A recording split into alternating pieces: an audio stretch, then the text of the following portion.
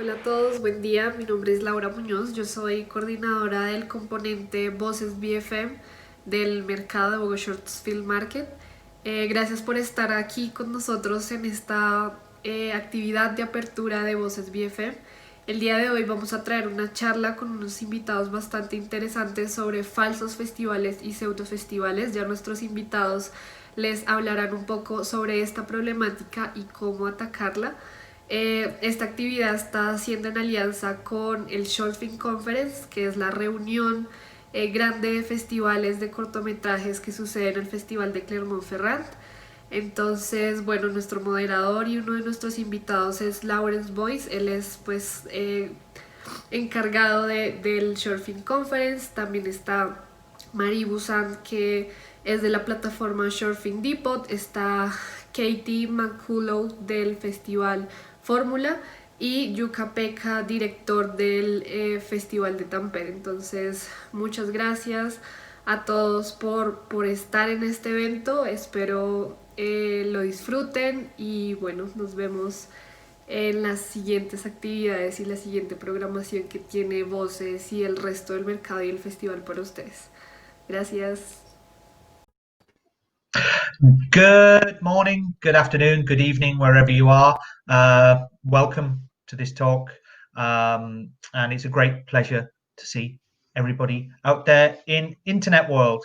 My name is Lawrence Boyce, and I am the head of live action programming for BOGOSHORTS, which is part of the Black Nights Film Festival in Tallinn, Estonia. And I am also the chairman of the board of the Short Film Conference, which is a large network of film festivals from across the world, which promotes good practice amongst film festivals and those who are dedicated to preserving the art of short film. And it's a great pleasure to be here today to help moderate this talk about fake and pseudo film festivals. And when we think about fake and pseudo film festivals, it's an interesting and yet complicated question, because to think about what fake and pseudo film festivals are, we have to think about what we consider proper film festivals as well. And today we're going to be looking into ideas of good practice for film festivals, what we see as those events and organizations that are out there that may not be working as much to both the filmmakers' advantage, to an audience advantage, and to the film industry's advantage. The aim today is to give people pointers, things to look out for of film festivals and events that might be avoided, that might be best left alone because they might not be the best thing for people to approach. We realize that there are lots of film festivals out there in the world, and there are filmmakers out there who are starting out in this business, and it can be very, very complicated when you are faced with a big list of festivals. And we're here to try and help you guide. We're here to help you wander your way through the sometimes complicated world of film festivals, and learn some more, not only about what may be a fake and a pseudo film festival, but learn more about festivals in general, about what benefits they can give, and the best way in which you can get your film out there and help move your career forward. I'm joined by a panel of wonderful experts, of people who I've known for quite a while, most of them, and yet they're still here, ready to talk with me, and we're going to have a good chat about lots of things. And Katie, can I ask you just first to introduce yourselves and tell us a little bit about yourself? Yeah, thank you for having me. So I'm Katie McCullough. I'm founder of a company called Festival Formula. We are a consultancy company that helps filmmakers navigate the worldwide circuit, so kind of making sure that they're submitting to legitimate and beneficial film festivals around the world, and just making sure that they are kind of spending their money wisely. With 16 years experience under my belt, I've seen lots of different changes, including how many film festivals there are, how much it costs to submit to film festivals, and how we submit. So I'm very excited to talk about a mixture of all of those kind of benefits that we have a good experience with the rest of the panel. And Marie, if I throw it over to you just to say a few words about yourself. Yeah, so I am Marie Boussat. I am working for the Clermont-Ferrand International Short Film Festival. I am working on the African Perspective Parts program, and I am also working for the Short Film Depot platform. So Short Film Depot is a platform on which there is like hundreds of festivals, international short film festival. So has Tampere, BOGOSHORTS, etc. And we also offer video libraries, services, and yeah, I am going to present how we work to prevent against fake festival and how the platforms have an impact on this issue. So yeah, that's it. And last, but by certainly no means least, Jukka-Pekka, would you like to say a few words about yourself as well? You appear to have gone a bit quiet there. Sorry, I muted myself, but as a good Finn, we don't have that much to say. So I'm talking from Finland. I'm Jukka-Pekka Laakso, and I'm the festival director of Tampere Film Festival. Tampere Film Festival has more than 50 years of experience of organizing a film festival, a short film festival here in Finland. And I've been a festival director for almost 20 years.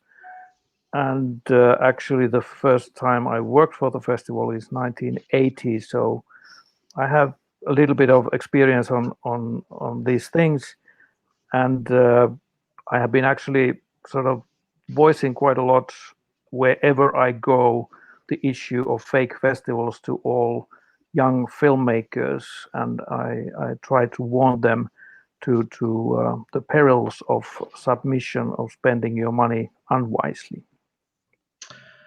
It's as I mentioned, the idea of what a fake festival is really requires us to make very general ideas about what we consider a legitimate festival.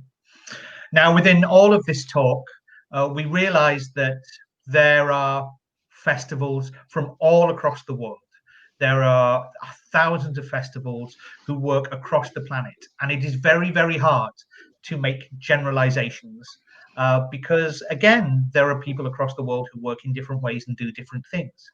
However, it is beneficial for us at this moment in time to make generalizations and understand that what we say does not necessarily apply to everyone, especially if we are being negative. But it is for the best that we make general statements about what we believe to be a legitimate film festival and what we believe to be a fake and pseudo film festival to carry the conversation forward. So if there is anybody out there who especially works at what they consider a legitimate film festival and thinks that some of their practices are being lumped in with fake and pseudo film festivals, please don't worry. We are not accusing anybody of anything. We are trying to open up a debate about good practice and how people can find the best ways in which not only to be respected amongst filmmakers in the industry, but also for filmmakers to find the best path for which they can follow. So in very general terms, I think most of us would consider a film festival to be chiefly a cultural event, an event designed to champion usually short film in the terms of short film festivals, to show short films in front of audiences in order to promote the art of short film, to further the culture of short film, and to give filmmakers the opportunity to screen said short films in front of people. Within that, there is always an element of audience development, wanting audiences to discover new and exciting ways of storytelling by getting them to come and appreciate short film programs. We also often have an industry impetus to what we do to help nurture filmmaking talent. It is not a given, but short films and short filmmakers are often part of a process for younger filmmakers to break into the business. This is once again not a complete and utter given, but it is often the case. And part of our job is often to nurture talent, to provide a place for filmmakers to meet, to network, to not only learn about other short film festivals, but perhaps to meet future collaborators and learn more about the short film circuit and indeed the film circuit in general. Those are very, very general ideas about what we might consider a legitimate film festival. We will go more into what we think of the specifics of what a fake and pseudo film festival might be, but in its very, very base form, that a fake film festival or a pseudo film festival exists to take your money. That is it, for all intents and purposes. Fake film festivals are out there, usually on submission platforms, to encourage filmmakers to submit and pay a submission fee. And that is it. What they want you to do is pay your money, and that's what they want. They will try and say they're giving something in return. They will try and say we offer this screening and that, or they offer feedback and this and that and the other, but often it is not worth the money that is paid. We will go more into the specifics of what a fake and pseudo film festival can look like and some of the things to look out for. But those are sort of very, very general terms about what we are going to be discussing today. We noticed that fake film festivals have existed for a long time. Just like any culture, there is always somebody out to get your money in any form of culture or any form of organization. However, I think it's fair to say that the problem perhaps became crystallized over the past decade or so when online submission platforms became de rigueur. And it is true that if you go to many online submission platforms nowadays, you will see thousands and thousands of festivals. For those who are just starting out in the business, it can be very daunting and can be very scary to suddenly go to a submission platform and see just name of festival after festival after festival after festival and wonder which one you should submit to, which ones are worth the entry fee or not. And it can be very, very daunting.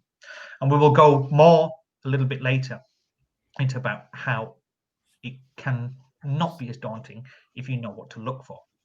But I wanted to begin by going over to Marie, because obviously one of these submission platforms is Short Film Depot, one of the most well-known and respected short film platforms out there. And I wondered if you could talk a little bit more about the Short Film Depot and what it does and the kind of things that you do to make sure that everybody who uses Short Film Depot is a legitimate film festival. Yeah, thank you. As you said, there is a lot of platform now for directors, distributors, and producers for them to submit their film to festivals. And I think that there is a lot of platform which include, like, as you said, thousands and thousands of festivals. Short Film Depot, we are working on select carefully the festival we are working with. So we have more than 100 festivals on the platform that we carefully select. I mean, when a festival applies to Short Film Depot, the first step for us is to look for a lot of information about the festival.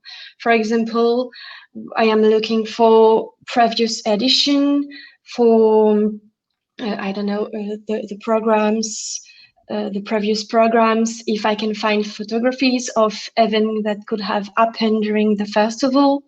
If it is a brand new festival, I am requesting the regulation just to see how the festival is working and if it is a real festival. So yeah, basically the first step is to find information and to make a researching job about the festival. Then I am getting information about the submission fees.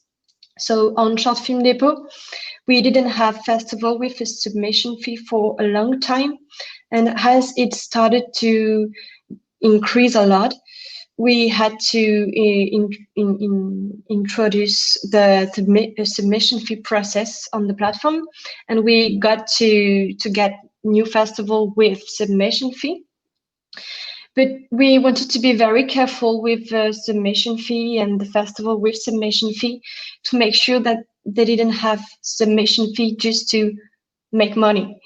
So we decided to integrate reciprocity clauses with free condition for this festival who have fees. The free condition are, we are asking for the festival to pay for screening fees, for the festival to invite the directors at least for some night hotel or food tickets or flight tickets, anything. And the third one condition is to offer at least one cash prize. So we request at least 2 of these free conditions to make sure that the festival is real and that the directors, the filmmakers won't pay these submission fees for nothing, and that there will be a reciprocity between the festivals and the filmmakers. So this is our way to make sure that the festival is like not a fake festival, that it does exist, and that they respect the filmmakers' work. And for a while, I know that Short Film Depot had a code of ethics for fair submission policy as well, or was an official signatory of that. Am I correct? Yeah. Yeah. Yeah. We try to make sure that there is a lot of ethics, in our policy, and this is why we decided to introduce this condition to make sure that the festival respects this and to work with reliable festival. It can happen that we refuse some festival, because sometimes when I am looking about information about festival who want to apply to Short Film Depot, it can happen that festival apply and just don't have previous edition, don't have website photography programs. They have that doesn't exist anywhere.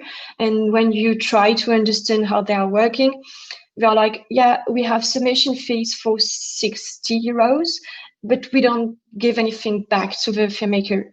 And we have no screening, or one screening. Nothing is really clear about what they are presenting to the public. So yeah, this is really a researching job. This is obviously a very big part of the issue, and if we were to talk about submission fees too much, we would be here forever, because submission fees are another contentious discussion amongst film festivals and filmmakers that has been had many times and will be continued to be had over many times. But as been mentioned in previous discussions, that over the past 10 years or so, more and more festivals, especially within Europe, have started to move towards a submission fee model. This is not now the time and the place for the ethics of that, but it has happened because of changes to funding, many other reasons.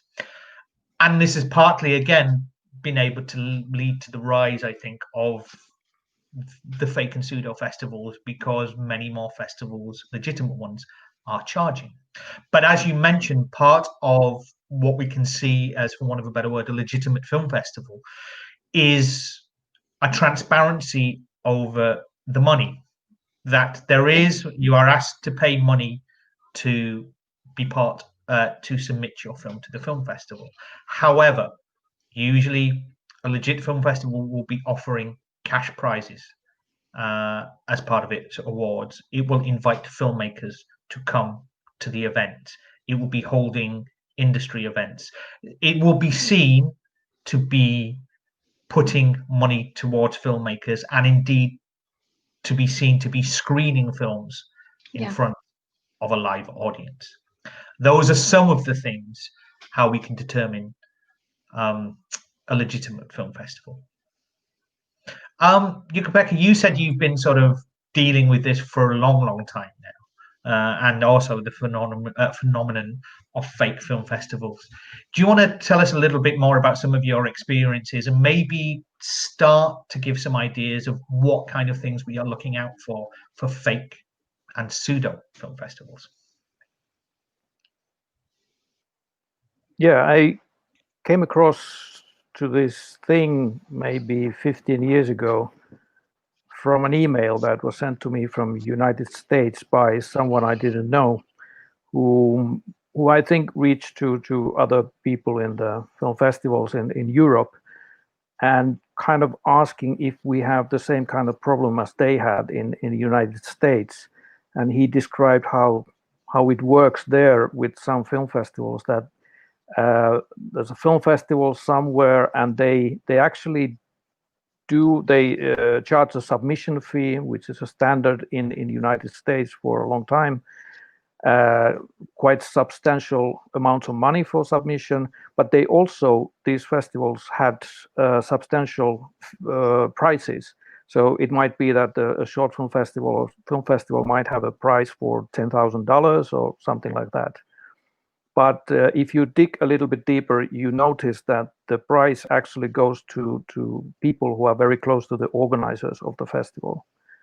And with my criminal mind, I thought that this is brilliant, because when you think about a film festival, again, like a legitimate film festival, you have an independent jury, and the jury, when it decides a winner, it's the law. It's their taste, it's their decision, and if they decide that this film that is presented at the festival is the best, it's the best. So I thought that this was interesting, and I wrote back that we don't have this kind of problem in Europe, because in Europe, and at that time, it was very seldom that, for instance, short film festivals or festivals charged any submission fees.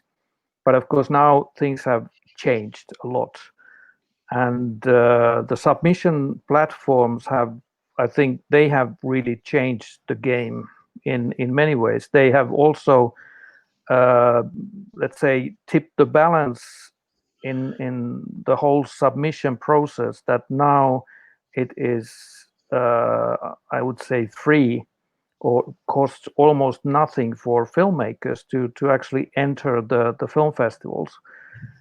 In the old days, could almost say good old days, the filmmakers, they had to purchase or get a video cassette in the old days, or then DVDs. They had to mail it in, and there was substantial costs and trouble for filmmakers to actually enter the film festivals. Now it's just you click a box and it's there. And at the same time, the film festivals still have to, let's say, keep up the processing of these films. And I think I can be blamed for I can take some blame for Europe of introducing this submission fee, because I've been talking about this for a long time, and I've been saying that the increasing numbers of films coming to the film festivals, it used to be like, for Tampere, for instance, somewhere like a couple of thousand of films or less, let's say 15 years ago. And now we are talking about 6,000-7,000 films every year, even with a submission fee. Without the submission fee, my nightmare scenario was that the Chinese filmmakers learn about the European film festivals, and we would all get 20,000, 30,000 films without some way of let's say, limiting that. So for us in Tampere, I always say that the submission fee is kind of a way to stop before you click. If you really, your film is for us, if you really want to submit and find out more about us. But of course, this also has created, which I definitely didn't see coming a few years ago, the flood of these festivals that are actually just after your money.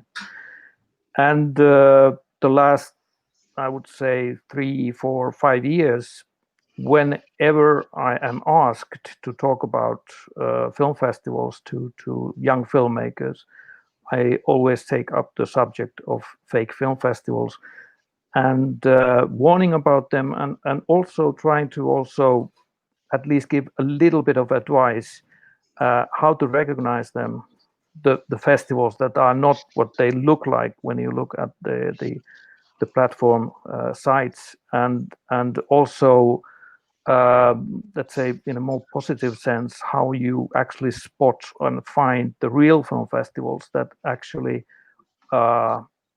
care for your, let's say, care for the audiences, that they care how and where they show the films and try actually to get the audiences. They care about the filmmakers, that they try to their best to invite the filmmakers to be there, and they also care actually about connecting these two sides of the film festival, the filmmakers and the audiences, so that find these festivals that are really worth your submission fees and your trouble of submitting. So yeah, I've been talking and sometimes writing about this issue for some time now, and I feel that this is the duty of us in film festivals to do this as much as possible, to especially short film festivals who are dealing with young emerging talents. I think it's interesting because we're already touching upon certain things that we see as what would mark out a legitimate film festival. As we've mentioned, a transparency about the festival's history, I think, is important. Whether or not there is a history of the festival available online. I know from personal experience, sometimes that is difficult, not because a festival isn't legitimate, just because whoever's doing the online doesn't makes it difficult to keep archives and keeps wiping it. But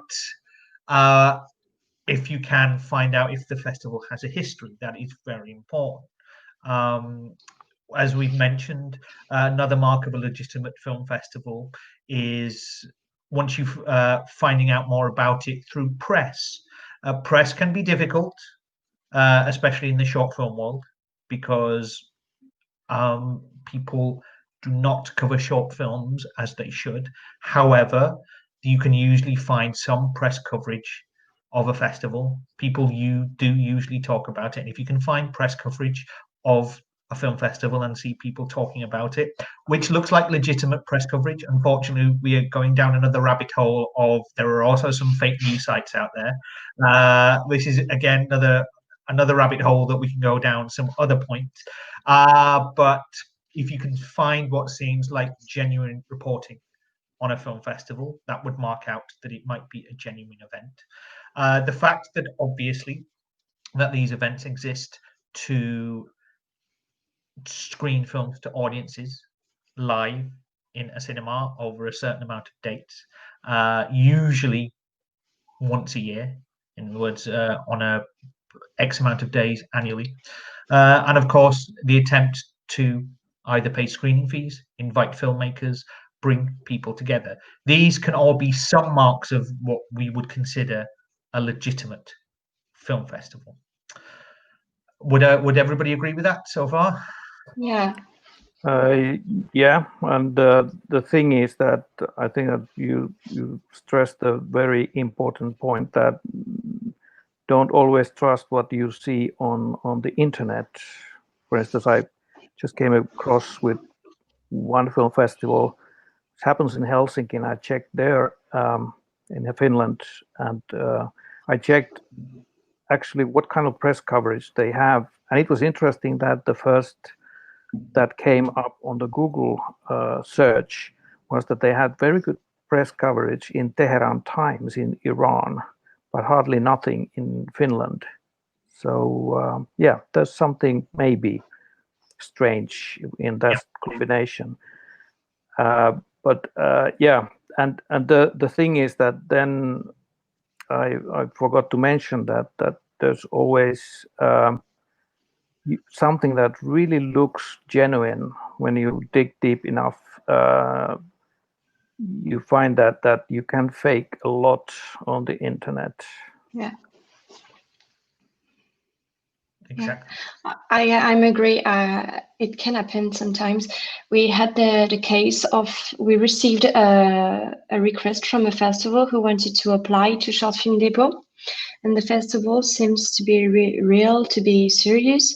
It had a website, it had photographies, it had a previous programs, etc. It seems to be really serious. But then I looked into more information. I looked into the name of the directors of the festival, etc.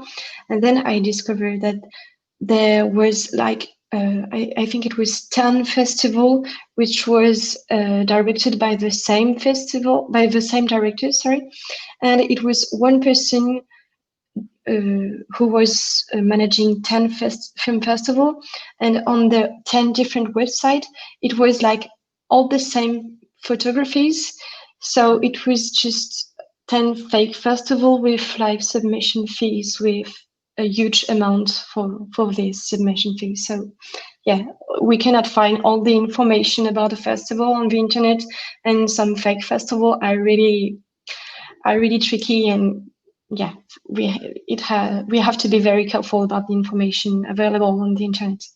This is an important point. Some of the fake and pseudo festivals are run as for all intents and purposes, a festival farm, and there are some people out there who have a number of them, and it is worth, if you are unsure about a festival, trying to find their website and finding the person who runs the website even, and look at the about section. And sometimes you'll be surprised, as you mentioned, it has happened before, when you suddenly go, oh, but they also do this film festival, and you go to that and it happens to be their venue or their audience from that venue is exactly the same as an audience from another venue that's supposed to be in another part of the world. It suddenly becomes very suspicious. I wanted to also mention that, again, we're sort of diving into some of the things we might see as marks out what is a fake film festival. There is one interesting thing, that, as we've mentioned, that the offering of a cash prize is seen as the mark of a legitimate film festival. However, many fake and pseudo film festivals will promise the world. They will often be offering a cash prize, sometimes a significant cash prize. It will often be a prize amongst many, many awards.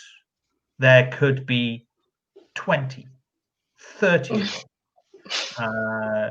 There will be best film, and then it might be best drama, and best musical, and best comedy, and best actor, and best actress.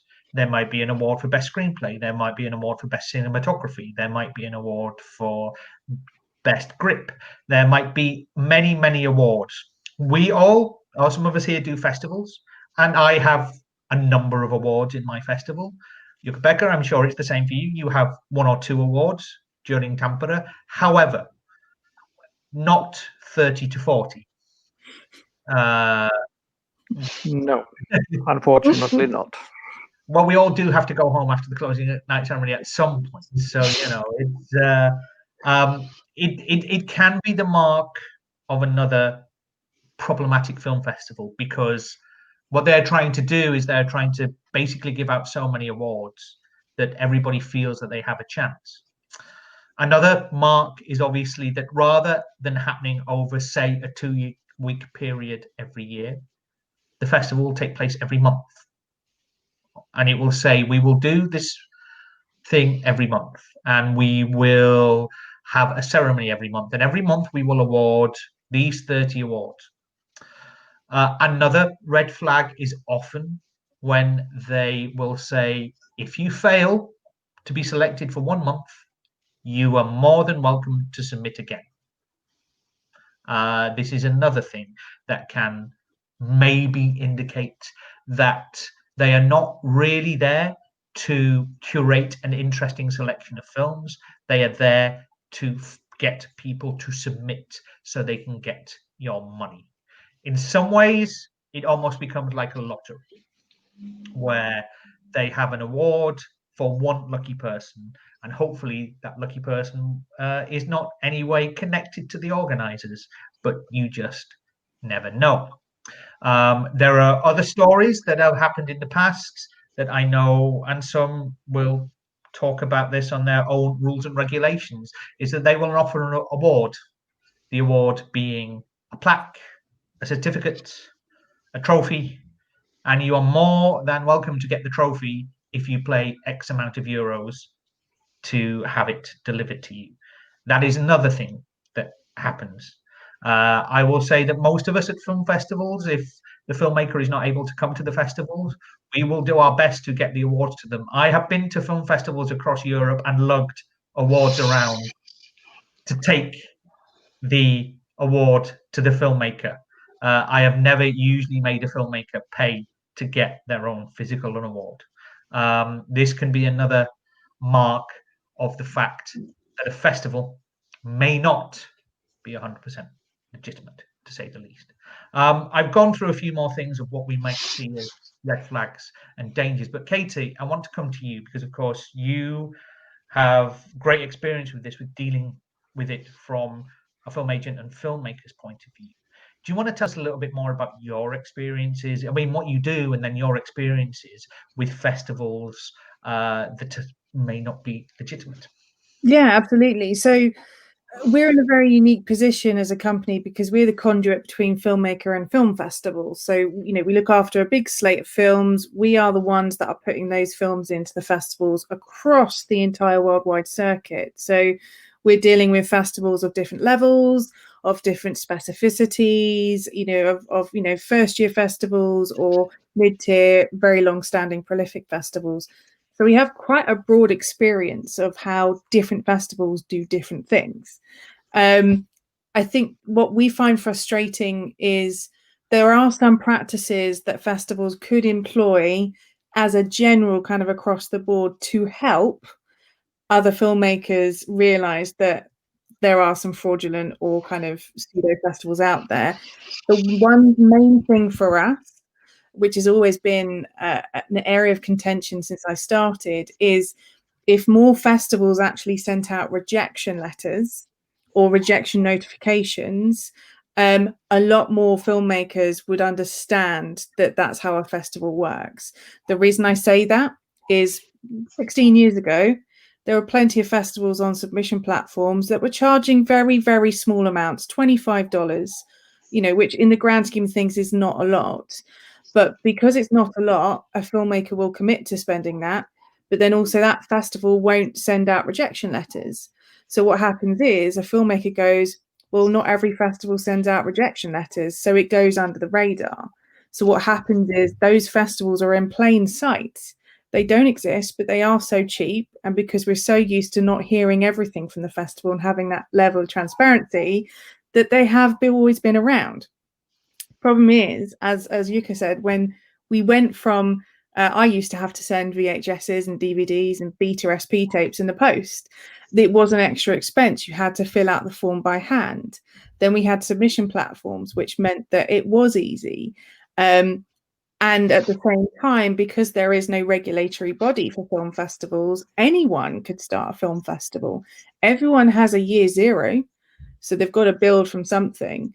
But I do think that if more festivals actually understood the thought process of how somebody picks a festival to submit to and how they expect to be kind of kept in that loop, I do think a lot of festivals who are legitimate, who maybe get bundled in with the bad crowd, would be a little bit more kind of bolstered up in good practice. I think for us, we're in a very unique position in that we are pretty much part-time therapists to the filmmakers that we're looking after. And the rejection statistics of a filmmaker on the worldwide circuit are frightening. You know, you put a lot of time and effort into the film, then the next journey is trying to get it into festivals. So I think what happens is that filmmakers get so frustrated that they're not hearing back the good news, or they're not hearing back quick enough, that what they do is they turn to festivals that are maybe kind of quite pseudo. sometimes knowingly, sometimes unknowingly, because they want to have that satisfaction of, I've got a selection, I've got a laurel to put on my poster. So I do think it's a two-way street. I do think some festivals can be better at communication to help the rest of the landscape, but I also think filmmakers need to have that patience and understanding that the submission process is incredibly long, and the art of curation is very specific. And that kind of goes back to kind of, you know, some of the red flags. The reason why we take our time researching festivals, and look, you know, I've got an encyclopedic knowledge of 16 years worth of festivals, but there's always festivals I don't know about because we've not had a client qualify for them or be eligible for. If you look at territories like, you know, South America and Africa and India, you have to have a country of production that fits that. So unless you have a film that's eligible for, there's a whole wealth of festivals you haven't tapped into yet. So when you're looking to the circuit, we have to do that research. And it's about looking at their archives. And I think the most important thing is, if you are an interested short filmmaker who's really keen on their career, you should be looking at what is playing where. The big red flag for me when I look at a previous archive or the previous edition and I go, I don't know any of these films. They do not look familiar to me. Now that's a big red flag for me, because if a film is doing well and a festival is kind of, you know, proving its worth, they will have some recognizable films in there. Now, again, not every festival, but a festival generally will have content that you've either heard of, or you know the filmmaker, or you know something. That's the big red flag for me, because that festival may be running 4 or 5 years. And I go, but you cannot just be going out of your way to only screening films that have never been anywhere, because it's so rare to have that as a festival where the whole entire lineup is fresh, that nobody's ever heard of it. And that's a big red flag for me. So when we're researching, we're looking at everything that you guys have mentioned.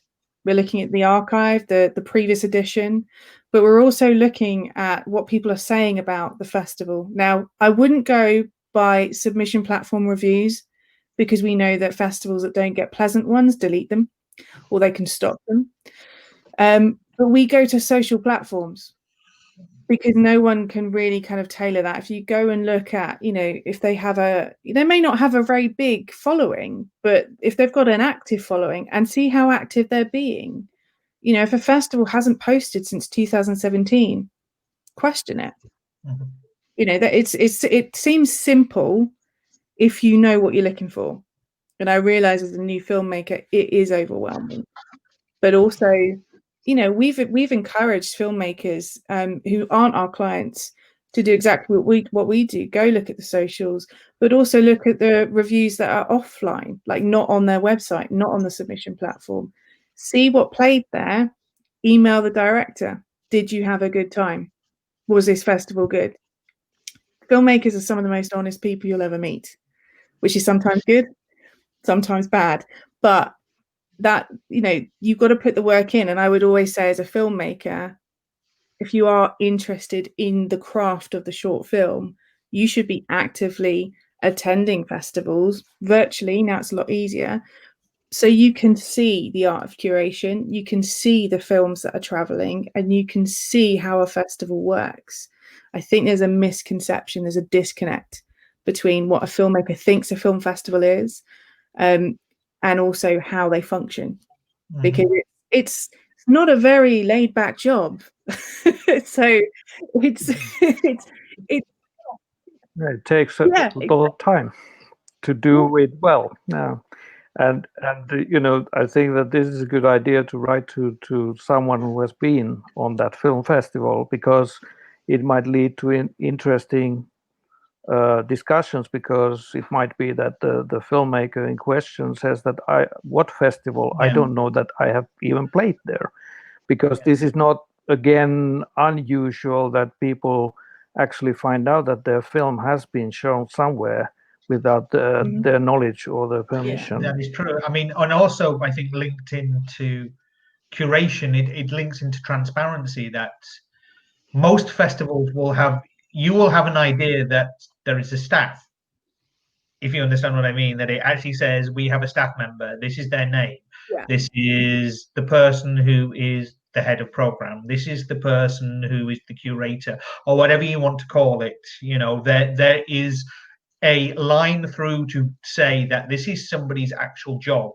to watch the film, or there is a team of people to watch the film. Now, again, we can be there and everybody can make up somebody's name and etc etc etc, but people usually forget to do that if they are doing a pseudo. There is no transparency about what is happening to the films afterwards. At least with my festival, you know, my name is there as the head of live action. We have my fellow programmer Vasilis, who does the animation. Our email addresses are there. That if people really did want to get in contact, we could talk to somebody and we could prove that we are legitimate people who work at a film festival, who vaguely know what we are doing.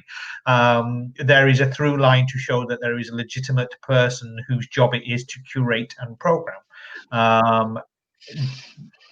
Often fake and pseudo film festivals have very little through line to discovering who is actually behind everything, which I think is an important point to make. That you also have to look at the people who are working, if you can. There's you know, all these things that you, let's say, for us it is easy to spot, and what we can list as the warning signs, the huge amount of different awards, a lot of different deadlines, and then no monetary prizes mentioned, no good contact information on their sites, and so on. And I think that filmmakers, you know, who want to learn, they understand this, but then very often the filmmakers, they actually have a very good question: where can I find a list of real film festivals? Well, I do have some answers with that. I am here partly in my capacity as the chairman of the board of the Short Film Conference. And the Short Film Conference is a network of more than 100 short film festivals and organizations that work with the short film. We, as an organization, have a code of ethics for any potential and current members of the Short Film Conference. By becoming a member of the Short Film Conference, it means you're a legitimate film festival. You have been seen to be a legitimate film festival. We, as the board of directors, look very carefully into potential new members about who is applying and why they are applying. We have turned people down in the past. Again, I'm not going to be here to talk more and more and more about what we do, because it's not solely about the Short Film Conference, but that is one way of knowing that if a member of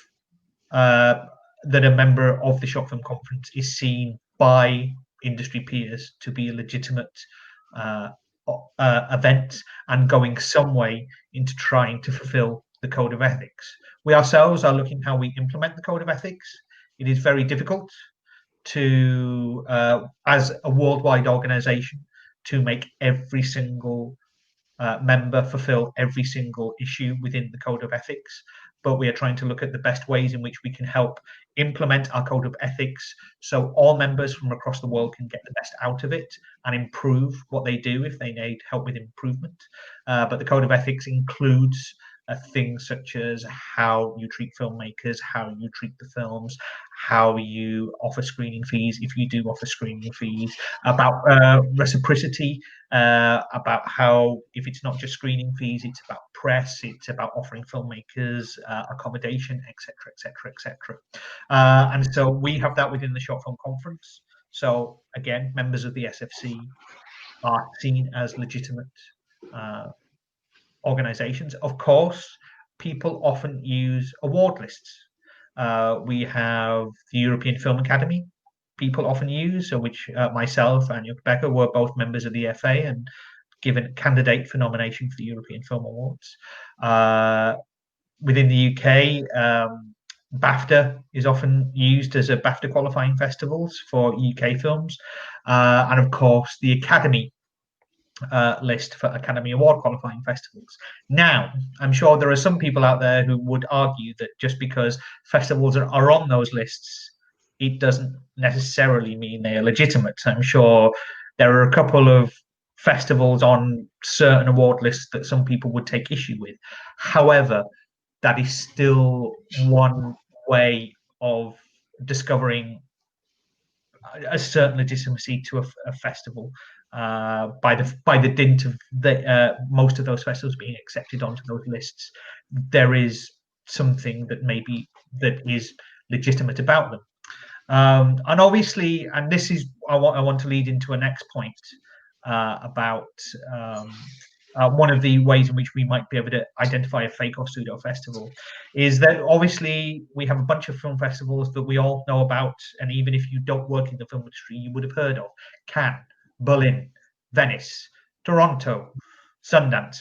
But you would be very surprised about how you would go, say, look at Cannes for film festivals, and you might find, and I'm just making things up here, I'm not referring to any specific film festivals, but there might be a Cannes Independent Short Film Festival. There might be a Berlin Film Festival for independent shorts from across the world, etc., etc. You will suddenly be surprised to find that there are cities that suddenly have a lot of film festivals within them. Not all festivals are the same. And every so often you might believe that there are festivals out there that are partly trying to cash in on the name of a more successful festival.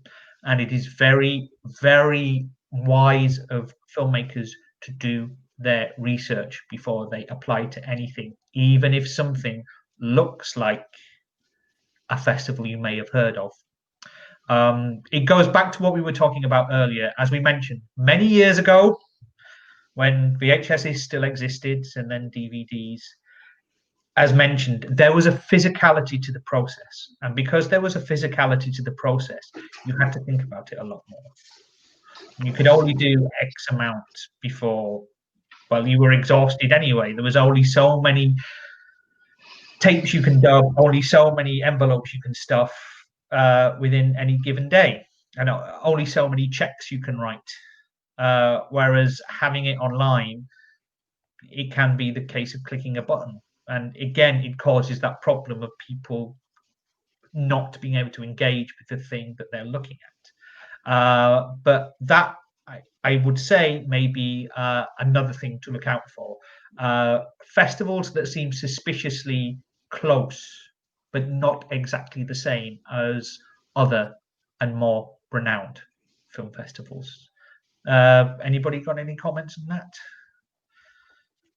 Yeah, there's a list of film festivals. I actually, one thing that I very often have said that it also depends on the platforms. And I have said that, for instance, if you submit films to a film festival, which is on Short Film Depot, you can be sure that it is a legitimate film festival. So, and then I clearly say that on some other platforms, you find more festivals, but you cannot trust them. But there are also platforms, some platforms that don't have that many festivals, but they are more trustworthy. So this is also one list of film festivals. Mm-hmm. But Yeah, we sorry.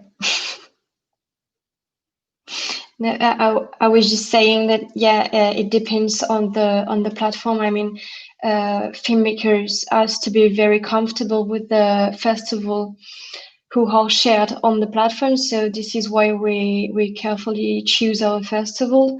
And also, I think that the festival, I mean, if we are working with trustable festivals, then the filmmaker, the directors, and the producers will trust the platform, and it will bring good films on the platform, which will bring also good festival, and this is kind of a loop then.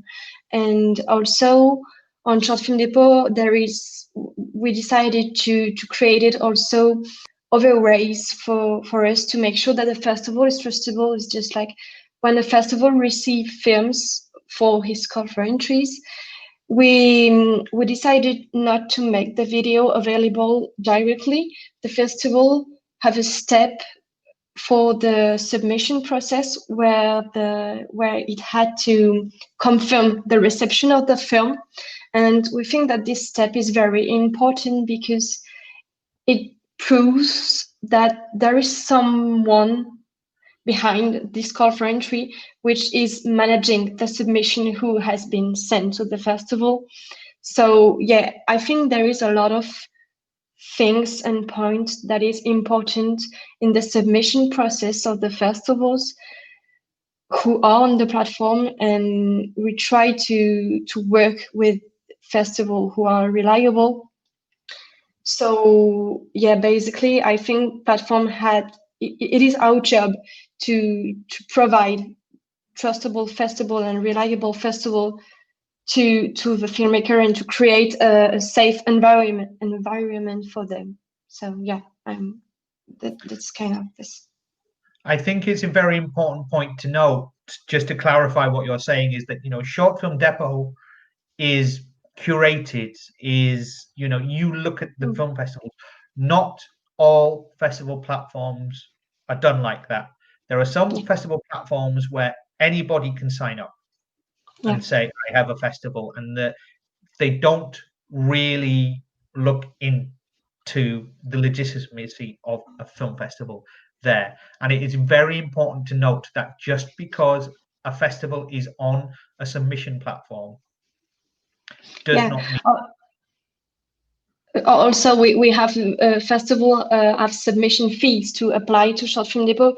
So fake festival will be less interested or tempted with having their call for entry in a platform with paying fees for being on the platform because they are interested only about money. So they are not interested with paying fees to be on the platform when other platform offers to open a call for entry like for fees, but So unless it is, say, something like Short Film Depot, where there is an ethos and a curation behind those film festivals, just be mindful of the fact that just because something is on a short film submission platform or a film submission platform, unless it is Short Film Depot and a couple of others, that it is does not necessarily mean it's legitimate. I think that is also an important point to note. What were we talking about? Yes, I'm thinking, do we have any other things we can discuss about other red flags and warnings that you think about a film festival? Something where more signs that people can watch out for that this is not necessarily legitimate. I would say cost, and this works both ways. If a festival is free or cheap, it's not to say it's bad, because there are some amazing free or cheap festivals out there, but that might be something a festival implements, and Jukka kind of mentioned this, a festival implements a submission fee as a hurdle to stop filmmakers to go on any submission platform and put all of the search parameters to which festivals are free, because then they just blitz all the festivals. And it's really annoying because those festivals get inappropriate material submitted to their particular remit, which means they then have to close early and go to their own websites, which kind of, it stops the process of films getting to festivals. If a festival is kind of cheap, like we kind of basically, our rule of thumb is if it's over $40 for an early bird deadline, we really have to question it, not because it could be fraudulent, but question, is it worth this much budget for a filmmaker to spend? Is it expensive because it's a bigger festival? But you'd be surprised, there are some festivals that are first, second, third, fifth year festivals, and their submission fees are so much higher, like higher than Aspen Shorts Fest, which is very expensive. It's expensive because it's a prolific festival, higher than the latest deadline on Sundance or South by. I think they're the ones that I think sometimes a filmmaker equates, well, the more expensive it is, the better it is. So therefore they kind of part with that money willingly. And they generally are those festivals that will say, you can submit to as many categories as you want. You just have to pay for each one. Mhm. That really infuriates me, because if you are submitting your film to a festival and there are awards to be won, you don't have to nominate yourself for those awards. That's not how awards work. You put your film into a festival, the festival sees the merit in the areas it wants to award, and that's how it works. So I would say the cost is something to be considerate of. But that's also more to do with a filmmaker's budget. A filmmaker should always know how much they've got to play with before they start spending, because if they're going to submit to one festival that's going to knock out half their budget, is it the best festival for them? But also, you know, some of these pseudo festivals, they're extortionately priced, which should make somebody stop. But because they offer prize money, because they offer lots of awards, because they will say you'll get a laurel even if you don't get selected, a filmmaker goes, well, I'm getting something. So I would say that cost is an interesting one. What I would say, and I don't think filmmakers realize this, 16 years ago when I started, we had fewer festivals, more premiere stipulations. So you kind of had a set journey you would go to, but it was a lot more expensive to submit to.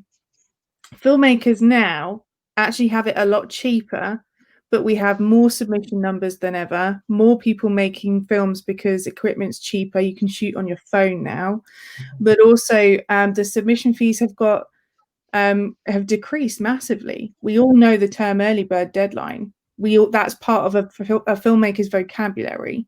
So we know early bird's cheap, sometimes increases massive amounts. Sometimes it doesn't increase that much, but it's definitely cheaper now. But there are so many more opportunities for festivals, good ones, but then so many more opportunities for bad festivals to be in the mix. So we've developed in one process, but kind of taken a step back and made it so much harder for everyone in another. So cost, I would say, is something as well to be aware of. I mean, this is going to sound like a provocative question, but I think it should be asked. There's an idea about, you know, why, as legitimate film festivals and organizations, do we care? In the sense that we know we are legit film festivals. If people out there submit to, and I want to allude to a point, and it's something you alluded to as well, Katie, you know, about, I've sort of said it as well, it's the idea that for some filmmakers, it's almost like a filmic version of vanity publishing.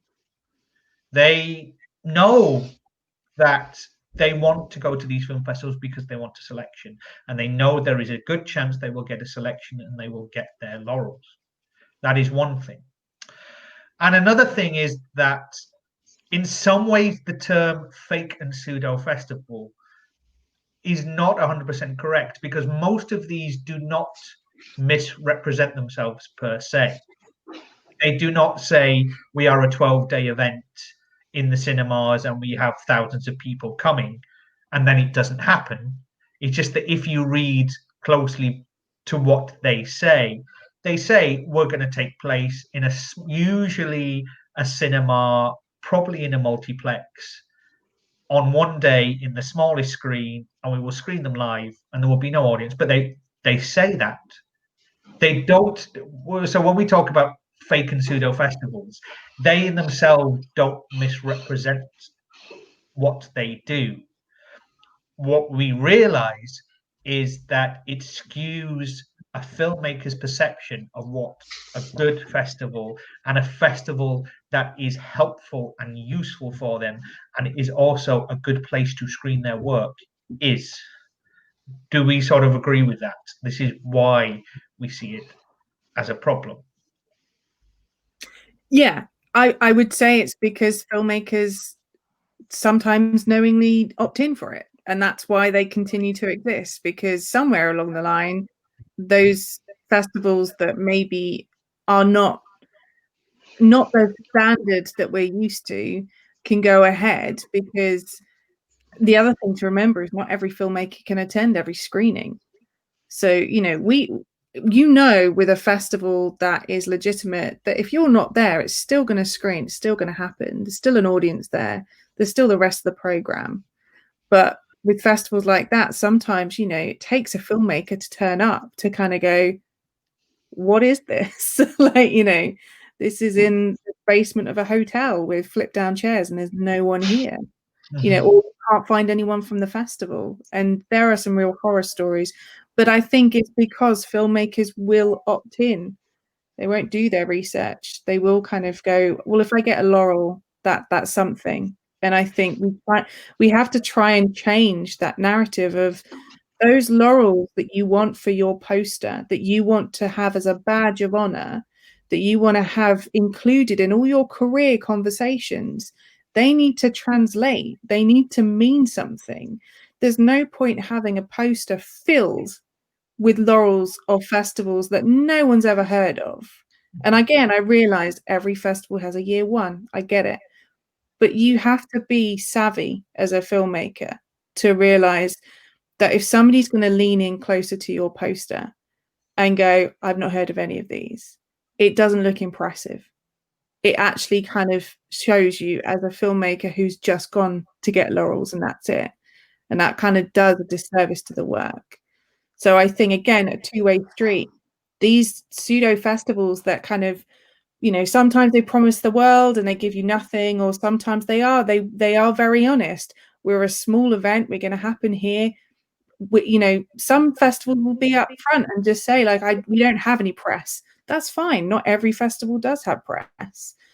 But as a filmmaker, you have to question why. And I always say, you can't complain as a filmmaker after you've been selected and a festival didn't go the way that you wanted it to.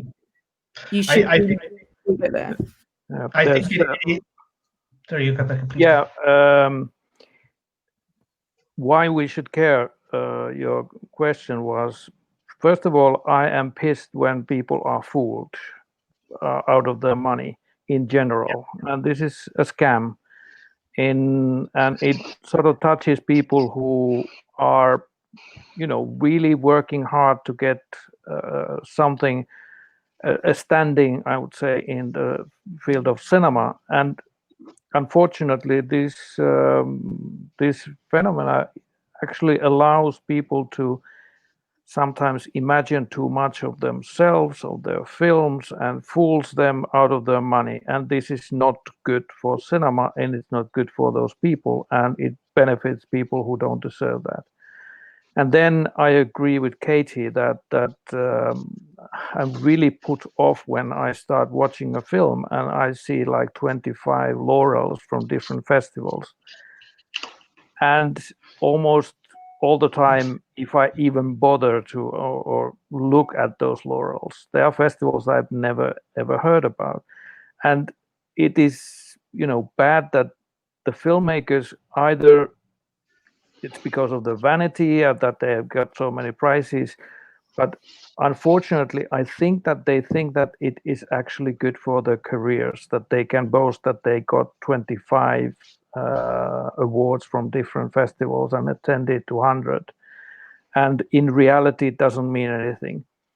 There was an interesting thing what happened in Finland a few months ago, several months ago, because then there was still, let's say, films shown in festivals in real time, and a filmmaker was ridiculed because his film won in a film festival. It was a feature-length film that went on into, can't remember, Monaco International Film Festival, and there were some articles about what the festival really was and so on. So this was actually sort of even in general public in evening presses about the phenomena of these so-called film festivals.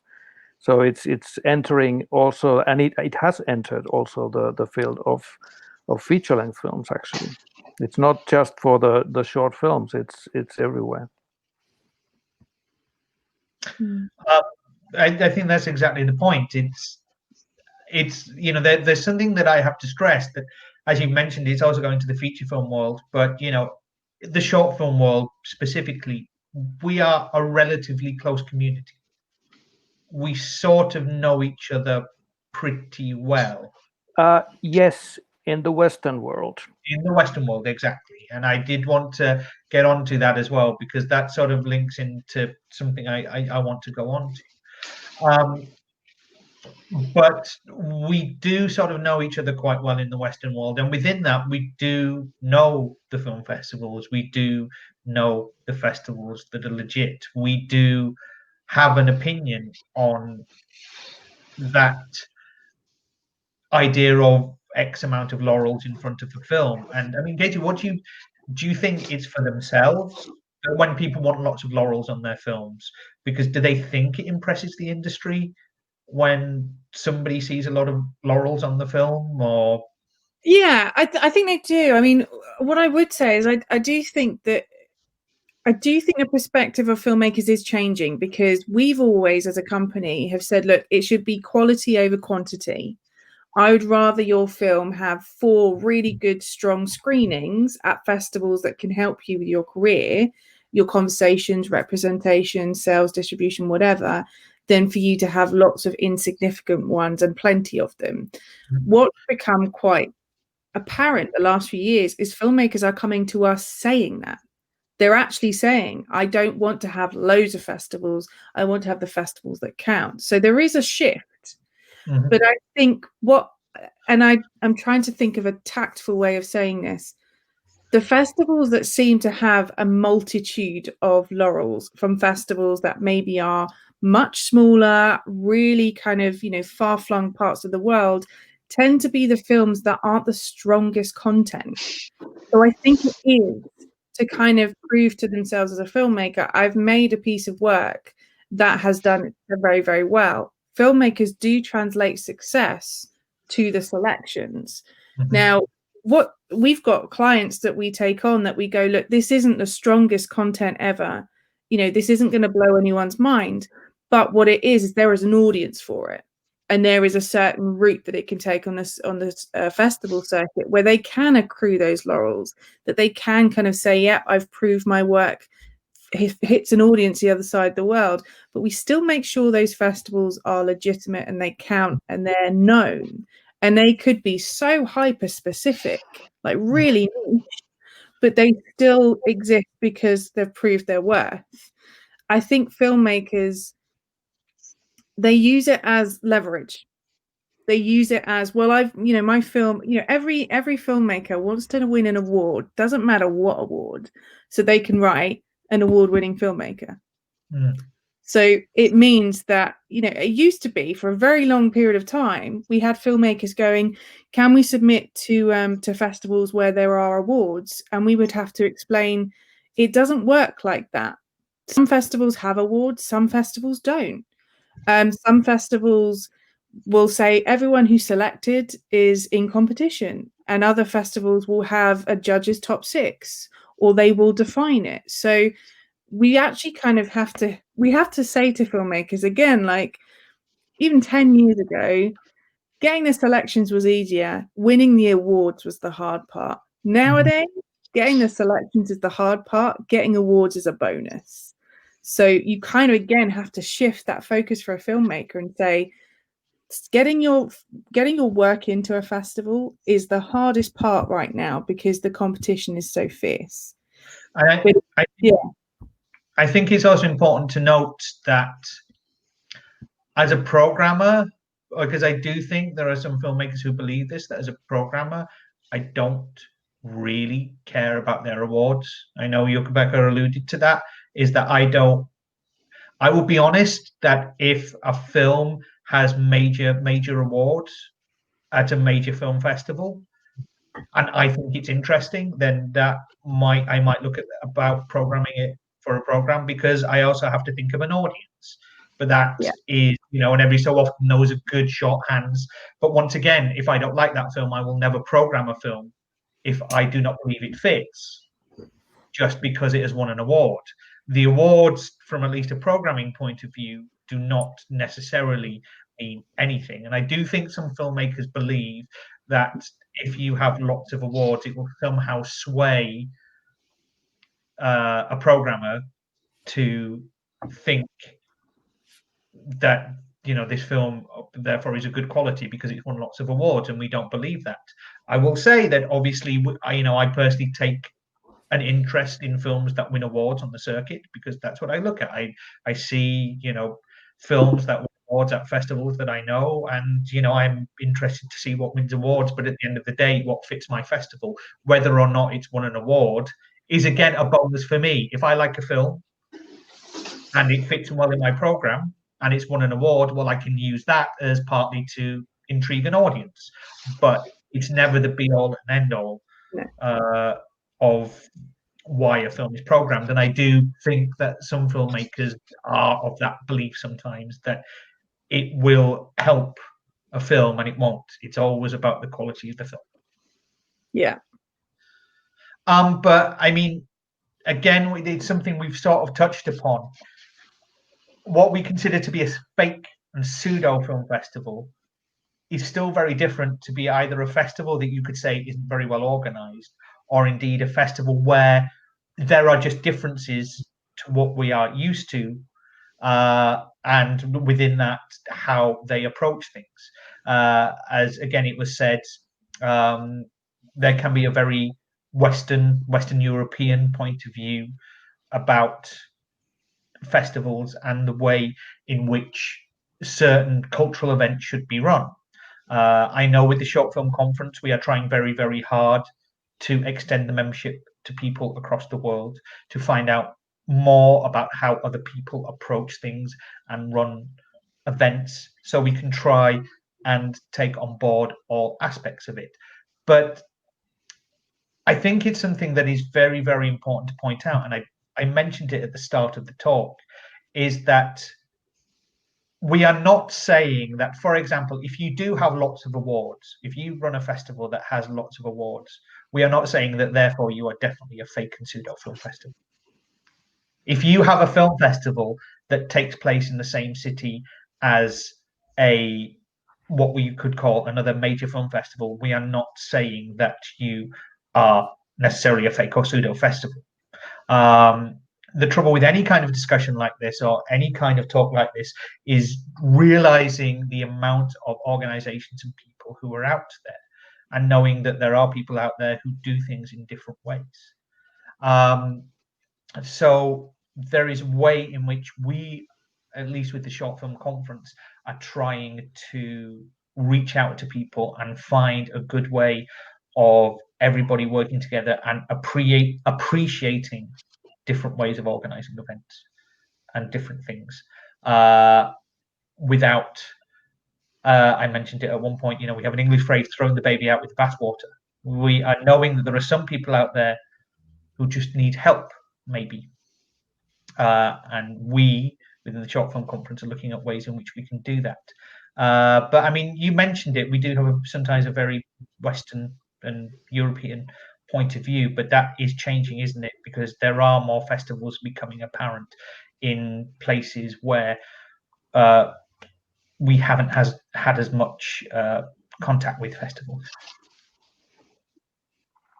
Yeah, but it's still, in a way, when we are actually defining what is a film festival, it is that we are doing what we Europeans are very good at, is imposing our culture to other people, and we sort of decide in beforehand what is a meaningful festival in Asian countries, for instance, that have a different culture. I don't have that much experience, but I followed very closely, for instance, a little bit a festival in China that tried to change it there, and found out that it is very difficult to actually have the same kind of festival in China, because the culture is just different. And I still, it's not that I don't defend our way of trying to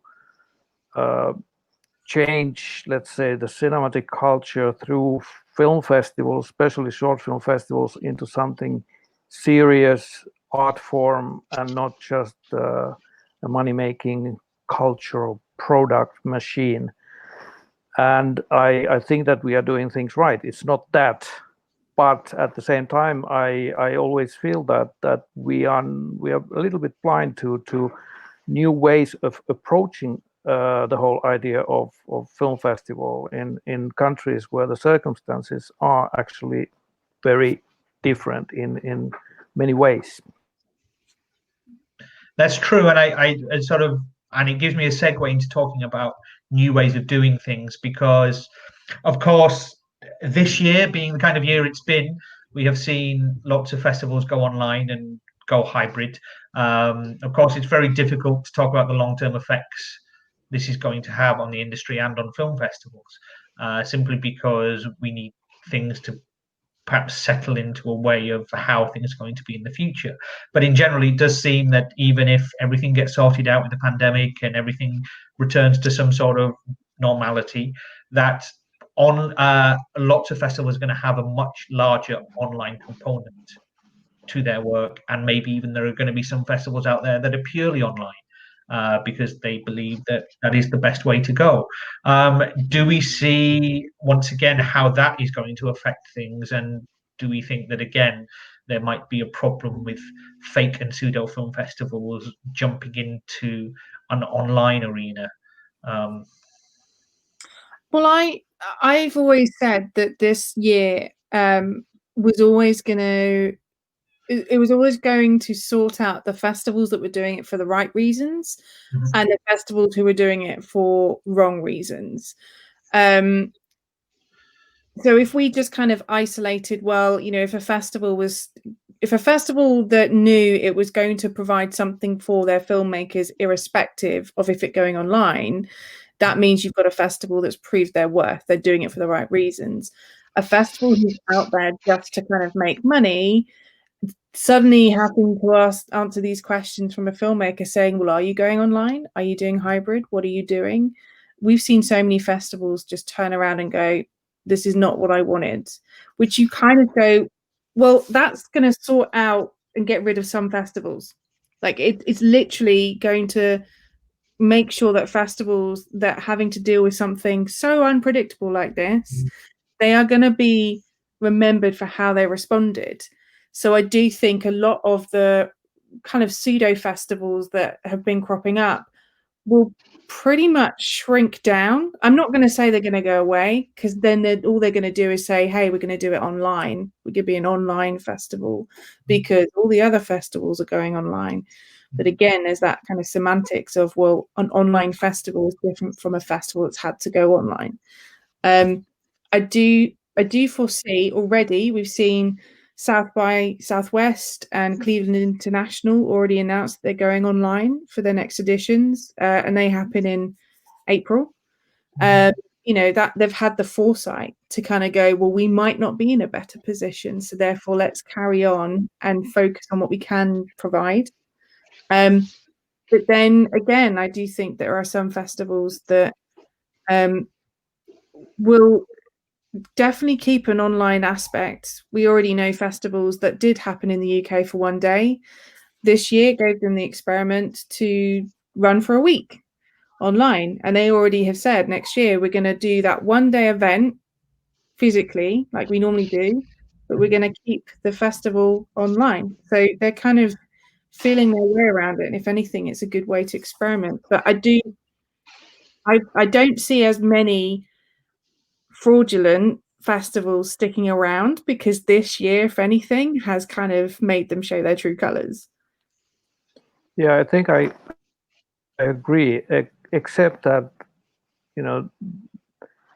many of the festivals, they just, they go and they put old photographs of the screenings and they sort of say that we did it. We had a festival, even though for instance, in Finland, the festival said that they had it in I think it was beginning of September. The cinemas were open and it was possible to actually have screenings. It's not a problem with that, but there were restrictions, so they can't claim that big numbers. But they just say that we did the festival and that's it, and nobody actually goes to check them. Maybe some of them. But when it comes to let's say doing more stuff on internet, Tampere, we were really lucky because we had the festival just, I would say, week before the shit really hit the fan. So we were the last film festival this year in many ways, and because the next week they were all over the world, festivals were cancelled. But so we don't have the experience, but we are, for instance, we are preparing some stuff for the next March. So we are not postponing. We will have the festival in March, and we have like a plan A and plan B. But our main plan is that we will show films for live audiences as much as possible, and then add up with let's say things online. Learning the things that we have to learn, I'm sure that there will be some stuff that will stick, that we find out that, wow, this is actually is enabling us to do what we want to do when it comes to running a film festival, right? So that people can actually attend easier to some parts of that. But as a whole, I think that the whole idea of Internet Film Festival died already almost 10 years ago. I remember that I was in several juries in different internet festivals, something like 10, 12 years ago, because I was interested in how they are working.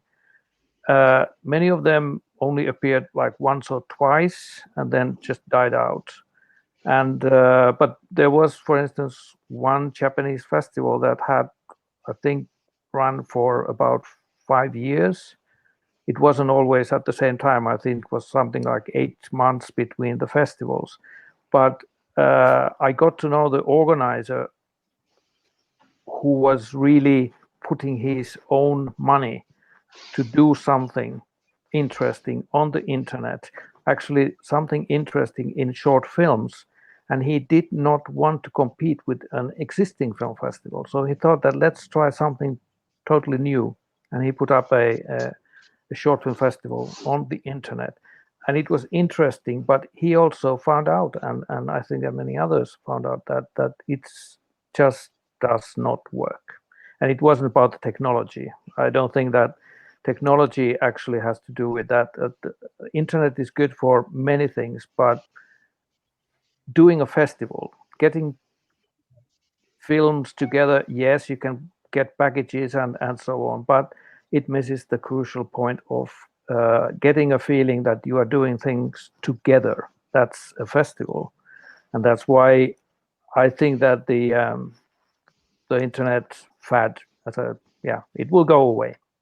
And I think that links into, once again, how we define ourselves within this cultural idea of togetherness and bringing people together, and also within that, the fact of bringing filmmakers there to offer if filmmakers can come, because this is not just about us being legitimate events and offering that thing.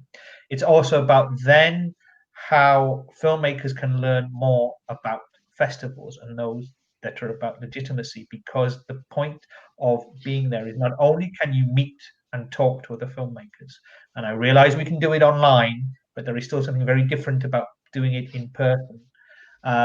You can not only talk to other filmmakers, you can also talk to programmers, to people from festivals, and usually if people from other festivals have made an attempt to go to another festival, that festival is most likely legit if there is a real face behind an actual person. It goes back to the point that one of the things I do think that fake and pseudo film festivals miss is transparency. You actually have no idea about them, about their aims, about their objectives, about the people behind them. All they are is an event that wants your money. Yeah, I think that this is sums it up, and then, as you said in the beginning, this is not black and white. It's a gray scale, I would say, and there you can find the very black ones. I saw a very nice short film about this thing a couple of years ago, made by Belarusian filmmakers who got their film selected in a film festival in San Mauro, which is a suburb of Torino, Italy. And even though they were not encouraged, they actually wanted to go to the film festival, and found out that nobody in the cinema had ever heard about the festival. And it was a kind of nice journey, it was a documentary, because there used to be a film festival called San Mauro, which apparently was, let's say, on the very dark gray side of this thing. And I think that one important thing is that even though we go around and warning filmmakers, is that film festivals and serious people in this field in other parts should find out ways how we can help those emerging filmmakers. And one thing also, what I've been saying to the young filmmakers is that I'm telling them that, okay, you can recognize bad apples like this, and you can find out the good ones like this on these lists. And they still might say that, but this is so difficult. Then I actually very often also say, yes, it is. And then that's why it's good if you find someone who knows about the game. This is something that I think that should happen more, that there has to be more people who know how this works. And this is one way of getting rid of let's say, the shady ones in the long run. So I would like to start to wrap this up, because I know that we've been here for quite a while, and but I would just like to sort of reiterate some things to give filmmakers out there an idea, once again, of the kind of things that they can be looking out for what could be considered a fake and pseudo film festival. So I think the first thing to look out for is the transparency of a film festival. Look at their website, look at what they do, look what information is available on there. Is there a past history of the festival? Does it tell you about the people who work for the festival? If you go to film festivals, if you've managed to know anybody, have they heard of anybody from this festival? Anything like that. Look at what the festival is offering you in terms of their history, of how they work, and indeed if they have aims and objectives. If they say that we are a festival that does this, X, Y, and Z, that we are interested in this kind of film and that kind of film. Look at what kind of films they are soliciting, and within that, look at what awards they offer. I myself, our mission statement is that we look for any kind of film. We are still very broad. There is nothing wrong with a festival being broad in what they're looking for. But sometimes if you see a festival, say, accepting films that are 3-4 years old, that you can apply multiple times to multiple categories as long as you pay the submission fee for every single category. Look for a festival that maybe has a number of awards, a significant number of awards, maybe 30 to 40 in all kinds of different categories. Look for a festival that takes place monthly rather than yearly. That can sometimes be a flag. Look for the fact that it will say you're allowed to resubmit your film as many times as you wish, as long as you pay your entry fee. Read the small print in the rules. You should always read the rules anyway, but take close attention of rules for submission. Look at things about the awards. If it tells you that we offer X award and it's a trophy or this, that, and the other, but you have to come to either collect it, or more importantly, that if you want it, we will send it to you for a fee. That can be a red flag as well. Look at where the festival takes place. Is it transparent about where it takes place? Does it tell you where it takes place? Some of these fake and pseudo festivals don't even tell you a physical venue where it happens. It will just tell you the name of a city. Look out for festivals that have a similar but not exactly the same name as a well-known film festival. That can sometimes just be an accident, but it can sometimes be a way of trying to confuse a filmmaker so they submit thinking they're submitting to the more popular and renowned film festival. Look at things such as the Short Film Conference, the Academy, the EFA, Short Film Depot, which can all be at least more, not guaranteed, apart from maybe Short Film Depot, but at least more of a chance of all these festivals being legitimate and real known events. These are some of the things that you can look for. However, with all that I've just said, is that we've also alluded to the fact that there are shades of grey. There are things out there that we cannot say X is a fake film festival because it fulfills all these kind of things. This is a legitimate film festival because it looks legitimate. There are things out there that are very hard to say 100%. But realize that this community, as I said, is small and close. We are usually there for advice. You can come and ask. If you are worried about something and you don't know where you're heading, ask somebody if you can, because people are willing to help. People are willing to put you in the right direction. We realize that there are people out there who are maybe starting this out for the first time, and it can be daunting when you have this big list of festivals. Even if you can't speak to somebody personally, even if you can't email somebody, do your time to do your research. Look at things online. Don't just click and submit. Think carefully about what you're going to do, because there are people out there who are being sophisticated. Katie, you've already mentioned to me that there are some places out there that are soliciting filmmakers and making very convincing personalized messages to filmmakers to try and get them to submit as well. Yeah, and there's also something that it might be just in my eyes, but if you look at the pictures of that the festivals provide on the platforms, for instance, and if you see really good, funny pictures of filmmakers who are really happy with the laurels or some kind of trophy, it's probably fake. But if you have really bad pictures of people holding something and couldn't care less, I think that they are legitimate film festivals because they don't care that much about the quality of the pictures. No, I'm just talking about our side maybe and our pictures, but I sometimes envy really some of these fake or not that legitimate festivals because they really have nice photographs. I have two more flags that could be, and I realize we haven't touched on them, and they are kind of similar.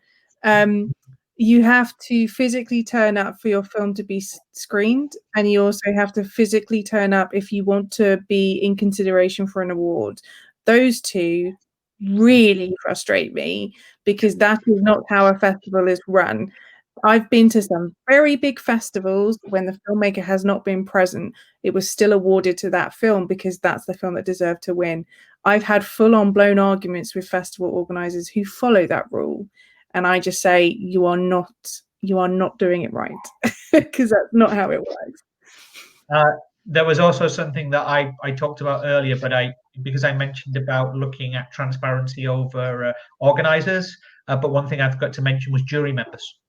The fact that it tells you who the people on a jury are. Yeah. That is very important. If it has awards and it has jury members, who are these jury members? And if you have no way at all of knowing who the jury members are on any given year, that is probably a flag as well. Because if it doesn't tell you the people who are considering the films, there is probably something a little bit wrong.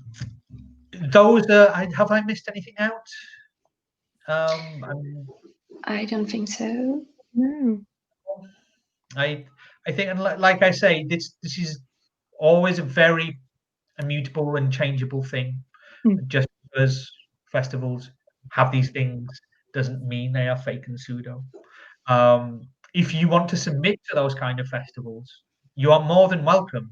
You just have to be understanding what you are doing and what you are getting out of it. Just like any festival that you might apply to. If you just want to get laurels, then that is your prerogative, and you can do that if you want to. And you will always, at the end of the day, as you pay your money, you will find somebody to screen your film. But if you are thinking about where your film goes and how it is received and what people are trying to do with your film and also help you as a filmmaker, then think very carefully about those festivals and those places. It is daunting and it is scary if you haven't been through the festival world. But there are people out there who can help you. And yes, sadly, sometimes the only thing is to experience it, you have to get out there, which at this moment in time is very difficult.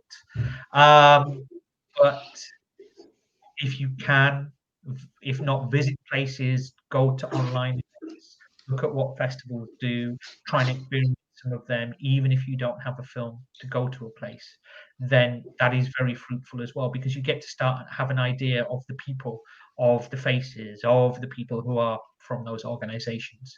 And you get an idea of what is considered a legitimate and proper festival. You know, as I say, we could go again into other roads. We have ideas about submission fees. We have ideas about festival strategy, about legitimate festivals and which festivals to go for. But I think those are other more detailed conversations for other times.